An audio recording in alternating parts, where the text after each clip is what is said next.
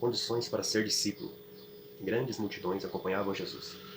Voltando para elas, disse: Se alguém vem a mim e tem mais amor ao pai, à mãe, à mulher, aos filhos, aos irmãos, às irmãs e mesmo à própria vida do que a mim, não pode ser meu discípulo. Quem não carrega a sua cruz e não me segue, não pode ser meu discípulo. Quem de vós, ao construir uma torre, não senta primeiro e calcula os gastos para ver se tem como terminá-la? Do contrário, depois que tiver lançado os alicerces e não puder acabá-la, todos o verão e começarão a zombar, dizendo: Este homem começou a construir e não pode acabar. Ou qual rei, que saindo a campo para fazer a guerra a outro rei, não senta primeiro e examina bem, se com 10.000 pode enfrentar o outro, que contra ele vem com 20.000? Do contrário, quando o outro está longe, envia uma delegação para negociar a paz. Assim qualquer um de vós, que não renunciar a todos os seus bens, não pode ser meu discípulo. Essa palavra, eu tive um pouco de dificuldade para entender ela, né? É uma parábola bem difícil de entender, não é fácil, né? E em Mateus, deixa eu confirmar que isso é Mateus mesmo. Em Mateus 13, né? A razão da parábola. Os discípulos aproximaram-se e lhe perguntaram: Por que falas em parábolas? Jesus respondeu: Porque a vós foi dado conhecer os mistérios do reino dos céus, mas a eles não. A quem tem será dado, e terá em abundância. Mas de quem não tem será tirado, até mesmo o que tem. É por isso que eles falam em parábolas, porque olhando não enxergam, e ouvindo não ouvem nem compreendem. Neles se cumpre a profecia de Isaías que diz: Ouvireis com os ouvidos e não compreendereis, olhareis com os olhos e não enxergareis. Porque o coração deste povo se amadureceu, ouviu mal, se endureceu, ouviu mal com os ouvidos e taparam os olhos, para não suceder que vejam com os olhos, ouçam com os ouvidos, entendam com o coração e se convertam. E assim eu os cure. Mas vossos olhos são felizes porque veem, e vossos ouvidos porque ouvem. Pois eu vos digo, muitos profetas e justos desejaram ver o que vos vedes e não viram, e ouvir o que ouvis e não ouviram. Depois tem uma parte em que Jesus explica a própria parábola do semeador, né? Que você semeando em pedras, você semeia entre espinhos, a palavra gemina, mas não tem profundidade para alcançar a raiz. A palavra, ela gemina, mas o próprio espinho, né, que são os medos, as aflições, as nossas angústias, afastam, né, da palavra, que a palavra nada mais é do que a fé, né? A palavra que está na Bíblia, você tem que ter fé para entendê-la. Na parábola do semeador, os espinhos são as nossas angústias, né? Os nossos medos, que nos afastam para que essa palavra se enraize, né? Que cresça a raiz mais profunda e fortemente. Né? E o evangelho de hoje, ele faz uma reflexão de quem quer ser realmente discípulo de Jesus, né? Quem quer servir a Deus no seu mais alto grau de servidão. E a gente vive num tempo muito difícil hoje, eleição, né, presidencial dos Estados Unidos, e você vê o noticiário, gente chorando porque um lado ganhou, gente sorrindo e feliz e xingando e brigando pelo lado que venceu. E as pessoas estão ocupando o coração delas com coisas vãs, né? Até ontem conversando com um amigo meu, eu disse isso pra ele, né, que a política nada mais é do que uma mesma moeda que ela é jogada pra cima, hora cara, hora coroa, não vai mudar nada na vida das pessoas, né? As pessoas elas estão se agarrando com coisas que não são do reino de Deus, que não deixam elas entenderem a palavra, que não deixam elas enraizarem a palavra de Deus em seus corações, né? Para que possa mudar a realidade de suas vidas. Eu mesmo esse ano foi um ano complicado para mim, né? Muito medo, muita angústia, muita ansiedade, né? Uma ansiedade, na verdade, nada mais é do que uma, uma vertente do medo, né? A gente tem 4 sentidos, né? O medo, a alegria, tristeza e... agora me fugiu a cabeça do outro, mas enfim. A ansiedade, a depressão, nada mais é do que o medo em outra forma, né? O medo em outra essência. E ao gravar esses vídeos, né, veio o exemplo da minha avó, que não sabe ler, mas toda vez que eu vou lá, ela fala uma palavra da Bíblia, né? Agora que eu tô começando a ler a Bíblia, eu tô começando a estudar. Eu acho que eu aprendi alguma coisa, eu chego lá, minha avó fala mesmo sem saber ler. E ela fala porque ela ouve na missa, né? A vida inteira ela foi à missa, prestou atenção nas homilias, acompanham as rádios dos padres que se manifestam, né? Que fazem essa pregação nos meios de comunicação. E quando eu comecei a ler a Bíblia, isso toca no coração de cada um, da forma que pode servir a Deus, né? E mesmo eu sendo um ignorante para essa palavra de hoje, né? Eu tenho uma simples compreensão e talvez a minha compreensão, a forma com que eu falo, seja a forma que algumas pessoas estão precisando para entender, né? Porque eu passei 36 anos da minha vida ouvindo a palavra de Deus, mas ela não atingiu, né, a profundidade que ela precisava para que eu pudesse vê-la de verdade, para que eu pudesse senti-la de verdade, né?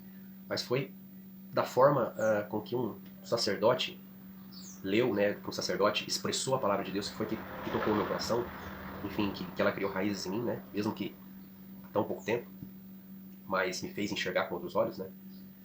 E isso é uma necessidade de cada um tem uma forma de compreender, cada um tem uma forma de se expressar diferente, que mesmo que eu não chegue, mesmo que a minha forma não chegue para multidões, mas se ela chegar para uma pessoa já vale a pena, né? E tem muitas pessoas que não sabem ler, elas anseiam pelo domingo, para que possam ver a palavra de Deus, né? E isso elas guardam no coração, é lindo quando eu vejo uma pessoa que não sabe ler, que ela se dedica simplesmente à fé, né? Para poder fazer a palavra de Deus geminar em vossos corações, né? E ao mesmo tempo eu fiz um vídeo anterior falando um pouco, né, do mascote do Jubileu. Ele é um mascote voltado para esse modernismo do mundo, né? É um mascote que o próprio, esqueci o nome do prefeito, né, da Santa Sé lá, que é como se fosse um prefeito, né, da Santa Sé, ele pronunciou alguma coisa rício, se não me engano, que é para conquistar a cultura pop, né, conquistar os jovens, e só que ao mesmo tempo para conquistar os jovens ele tá fugindo da essência da palavra, né? Cultura woke nada mais é do que uma inversão dos papéis da figura do homem, da mulher. Até ele usou a própria palavra configuração de uma figura para representar. Isso vai contra tudo o que Deus nos ensina, né? Os seres humanos são únicos, somos unos, né? Não tem como você configurar um ser humano. Ele é o que é, ele é o que Deus fez ele ser, né? E ao mesmo tempo que muito tempo me consumiu foi a discrepância das pessoas que fazem parte da igreja, que não é a igreja, são as pessoas que fazem parte. Há muito tempo, eu já venho acompanhando isso desde a minha adolescência, né? Eu gosto muito de ler, eu sempre fui curioso por isso. Mas a ação das pessoas foi me afastando da essência de Deus, da essência da palavra de Deus. E agora nessa minha volta para a igreja, né, me fez ver esse mascote, como as pessoas estão tratando a fé, a igreja católica, e ao mesmo tempo os sacerdotes que que têm a palavra, né, os sacerdotes que têm esses, né, os padres vamos colocar aí com a patente menor, né, com os cargos menores, mesmo os que se pronunciam pelos veículos de comunicação, eles não se pronunciam contra, cara. Isso me indigna um pouco, sabe? Você tá vendo explicitamente algo ruindo, você está vendo explicitamente algo vindo de pessoas de cima para baixo, e as pessoas de baixo para cima simplesmente aceitam. Elas não falam nada. Ontem vi um vídeo de uma página muito boa, né, do Instagram, até esqueci agora o nome, mas vou colocar aqui a legenda deles, onde um cara com uma bicicleta entrou na igreja durante a missa, estava lotado, os sacerdotes os sacerdotes ali no altar, a igreja lotada, o cara com uma bicicleta fazendo manobra no altar, cara. Eu vi aquilo, eu fiquei incrédulo. Eu que não conhecia o significado da missa, né? Agora conheço, graças a Deus, Deus iluminou meu coração para que eu pudesse compreender o que é a missa, né? Que o católico não dá para viver sem a missa. Hoje eu anseio chegar ao domingo para me participar da missa, para me comungar. E um cara fazendo manobra de bicicleta no altar. E eu não sei o que está acontecendo com a igreja, qual é o medo desses sacerdotes de se pronunciar contra. Mas isso só me mostra uma coisa, né? Eles estão com medo dos homens. Porque eles não estão defendendo o que Deus nos ensinou a defender, o que Jesus Cristo pediu para a gente defender. Eles não estão fazendo. É a parábola do vigiai, que até eu citei aqui, né?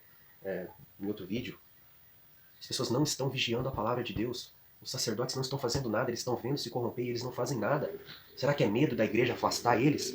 Não importa se a igreja afastar com documento, você está fazendo o que Deus pede. Aí tem que vir um cara que não sabe nada da Bíblia, que está começando agora a ler a Bíblia, se indignar a ponto de ter que fazer um vídeo para que, para que eu possa falar do que está acontecendo para as pessoas que não sabem ler. Porque as pessoas que não sabem ler, as pessoas mais velhas, elas anseiam pela missa, para ouvir a palavra de Deus, aí elas vão à missa. Tem um padre que fala que não pode comungar direto na boca. Aconteceu aqui no Paraná, no meu estado. Um bispo, falou que você não pode comungar direto na boca. E domingo mesmo, eu fui à missa, uma missa linda, de uns missionários que tem aqui agora na igreja que eu estou participando, né, da comunidade que eu estou participando. E foram feitos nas duas espécies, né, corpo e sangue. E ele deu direto na boca. Ele explicou isso. Até tem uma santa que agora me fugiu a cabeça, que ela fala que quando você comunga na mão, ali você começa a perder o respeito pela hóstia, o respeito pelo sagrado. Aí vem um bispo aqui e fala que está errado. E girou um bafafá e a diocese foi e publicou uma carta apoiando o bispo. Ninguém tem coragem de falar nada. Ninguém do alto clero consegue falar nada, tem medo do quê? Deus está vendo o que vocês estão fazendo. Isso é revoltante, cara. E a gente vê os comunicadores de massa, eles não falam nada. Eles têm medo de falar. Por quê? Eles não estão defendendo o que Deus pede pra gente defender. Mas na minha casa não vai entrar. Na minha igreja, que é a minha casa primeiro, não vai entrar. Se eu ver um sacerdote falando besteira na missa, eu vou parar de ir naquela igreja e vou procurar outro. Um sacerdote que seja idôneo, que siga a palavra de Deus e não siga a sua vontade. As pessoas estão seguindo as vontades próprias. As pessoas não estão se dedicando 100% ao que Deus está pedindo. E isso é revoltante.